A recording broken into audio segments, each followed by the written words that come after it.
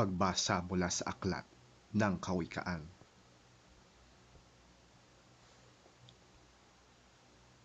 Gumawa na ng tahanan itong karunungan na itinayo niya sa 7 patibayan.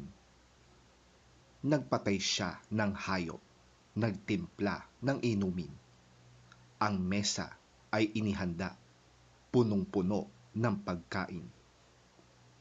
Katulong ay isinugo sa gitna nitong bayan upang lahat ay abutin ng ganitong panawagan.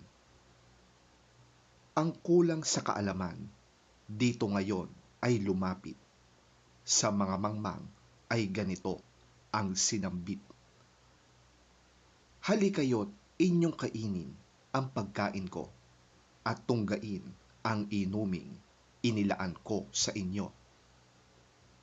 Lisanin ang kamangmangan upang kayo ay mabuhay, at ang landas ng unawa ang tahakin at daanan.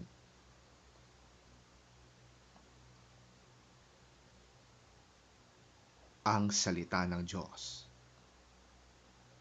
Salamat sa Diyos.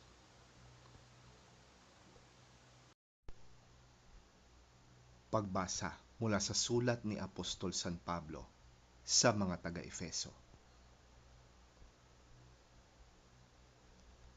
Kaya't mag-ingat kayo kung paano kayo namumuhay. Mamuhay kayong tulad ng matatalino at di tulad ng mga mangmang. Samantalahin ninyo ang bawat pagkakataon na kayo'y makagawa ng mabuti, sapagkat punong-puno ng kasamaan ang daigdig ngayon. Huwag kayong maging hangal. Unawain ninyo kung ano ang kalooban ng Panginoon. Huwag kayong maglalasing, sapagkat mauuwi yan sa magulong pamumuhay.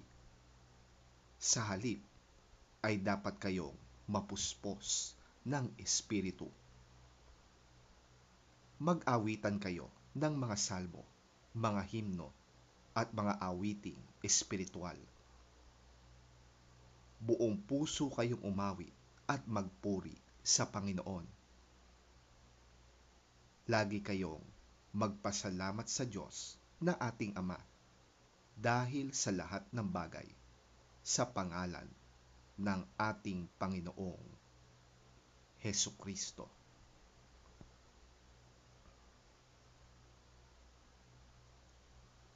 Ang salita ng Diyos. Salamat sa Diyos.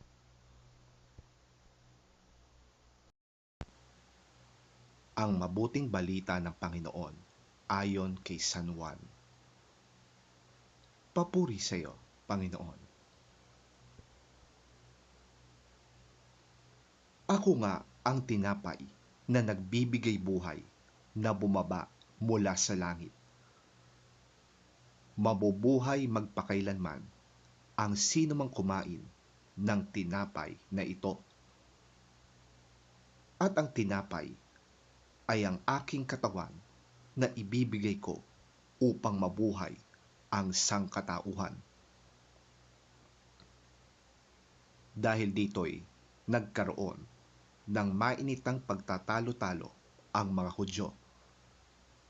Paanong maibibigay sa atin ng taong ito ang kanyang laman upang makain natin?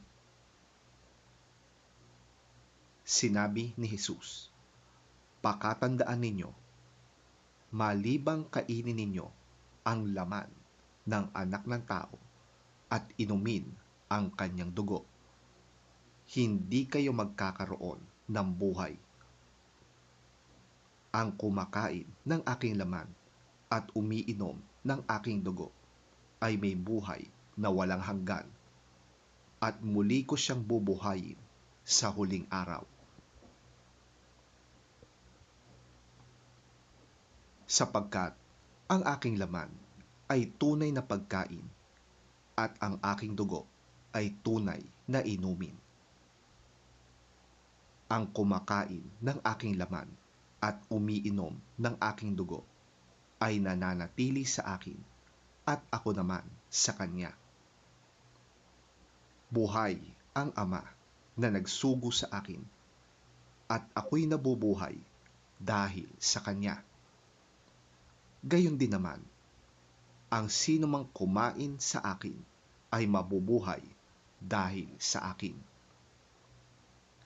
Ito ang tinapay na bumaba mula sa langit. Hindi ito katulad ng kinain ng inyong mga ninuno sa ilang. Namatay sila kahit na kumain yon. Ang kumakain ng tinapay na ito ay mabubuhay magpakailanman.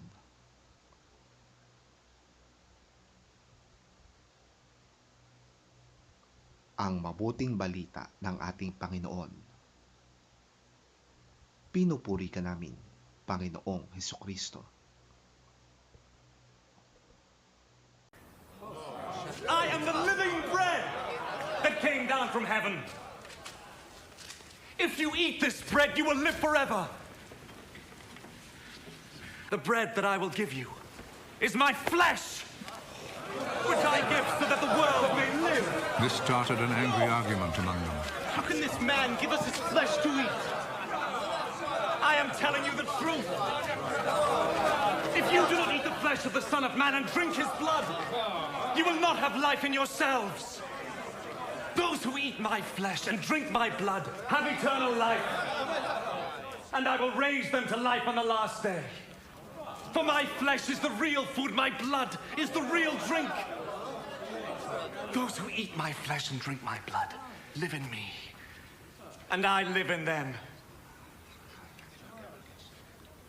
The living Father sent me, and because of him I live also. In the same way, whoever eats me will live because of me. This, then, is the bread that came down from heaven. It is not like the bread that your ancestors ate but then later died. Those who eat this bread will live forever.